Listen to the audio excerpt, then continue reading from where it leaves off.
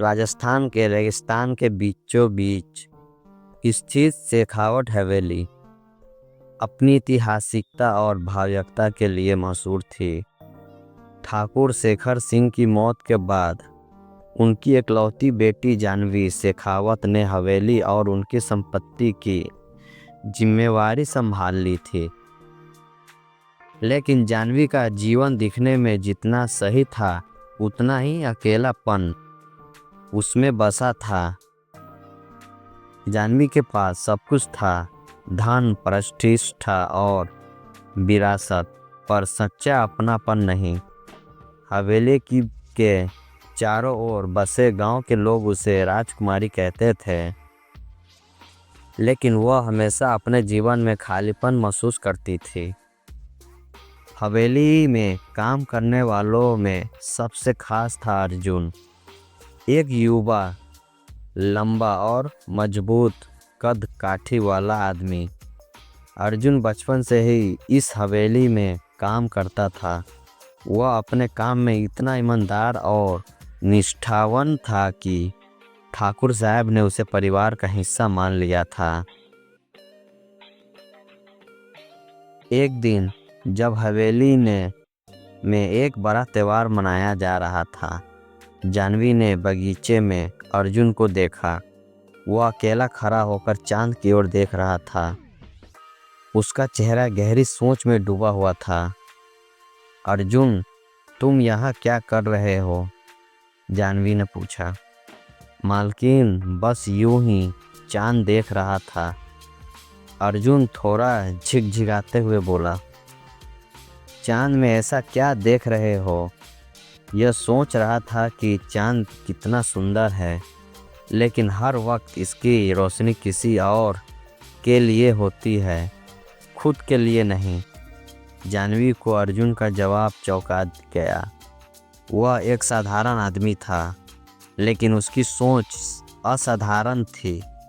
उस दिन के बाद जानवी ने अर्जुन को एक अलग नज़र से देखना शुरू कर दिया। हवेली के तहखाने में एक पुरानी तिजोरी थी, जिसे ठाकुर साहब ने अपनी बेटी के लिए बंद रखा था। तिजोरी की चाबी जानवी के पास थी, लेकिन वह उसे खोलने से डरती थी। एक दिन जानवी ने अर्जुन को अपने कमरे में बुलाया। अर्जुन, मुझे तुम्हारी मदद चाहिए। आप कहे मालकिन, तुम्हारे जैसा भरोसेमंद इंसान मुझे नहीं मिला। मैं इस तिजोरी को खोलना चाहती हूँ, लेकिन मुझे लगता है इसे खोलने में मुझे किसी ईमानदार व्यक्ति का साथ चाहिए। अर्जुन सहमति जताता है और दोनों तहखाने में जाते हैं। जब तिजोरी खुलती है तो उसमें से कई पुराने पत्र, जेवर और ठाकुर साहब का लिखा एक डायरी मिलता है। जानवी, अगर तुम यह पढ़ रही हो तो समझ लो कि तुम्हें सच्चे दिल वाले इंसान का साथ मिल चुका है। यह हवेली तुम्हारे कंधों पर है, लेकिन इसे संभालने के लिए तुम्हारे पास केवल दौलत नहीं, प्यार भी होना चाहिए। तहखाने की घटना के बाद जानवी और अर्जुन के बीच नज़दीकियां बढ़ने लगी। जानवी को अर्जुन के साथ समय बिताना अच्छा लगने लगा। वह अब अकेलापन महसूस नहीं करती थी। एक दिन जानवी ने अर्जुन से पूछा, अर्जुन, अगर तुम्हें प्यार हो जाए तो क्या तुम उसे अपनाओगे? अर्जुन ने हिचकिचाते हुए कहा, मालकिन, मेरे जैसे इंसान को यह सोचने का भी हक नहीं। और अगर मैं कहूँ कि मैं तुमसे प्यार करती हूँ? जानवी ने सीधे जवाब दिया। अर्जुन हैरान रह गया। मालकिन, यह कैसे हो सकता है? मैं आपका नौकर हूँ। प्यार का कोई वर्ग नहीं होता। अर्जुन, यह दिल की बात है। लेकिन जब इस बात का पता हवेली के बाकी नौकरों और गांव वालों को चला तो उन्होंने इसका विरोध किया। गांव के मुखिया ने कहा, एक मालकिन और नौकर का रिश्ता समाज में स्वीकार नहीं किया जा सकता। जाह्नवी और अर्जुन ने समाज के विरोध का सामना करने का फैसला किया। अगर तुम मेरे साथ हो तो मुझे किसी की परवाह नहीं, जाह्नवी ने अर्जुन से कहा। मालकिन, मैं हमेशा आपके साथ हूँ, चाहे कुछ भी हो जाए। गांव वाले ने हवेली के सामने प्रदर्शन किया। उन्होंने अर्जुन को नौकरी छोड़ने के लिए कहा।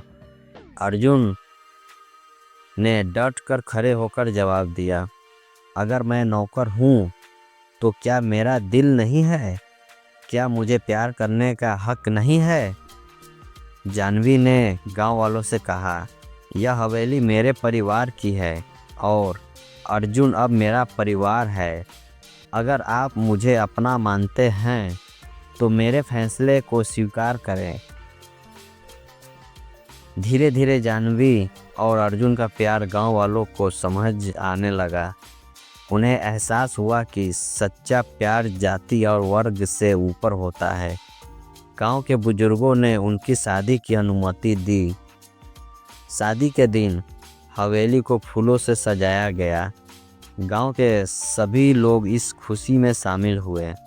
अर्जुन और जाह्नवी ने साथ मिलकर न केवल हवेली को संभाला बल्कि गांव की भलाई के लिए भी काम किया। जाह्नवी और अर्जुन की कहानी एक मिसाल बन गई। श्याम हवेली अब केवल एक इमारत नहीं रही बल्कि सच्चे प्यार और समर्पण का प्रतीक बन गई। यह कहानी बताती है कि जब दो दिल एक हो जाते हैं तो समाज की सारी बंदिशें बेईमानी हो जाती है। सच्चा प्यार हर चुनौती को पार कर सकता है।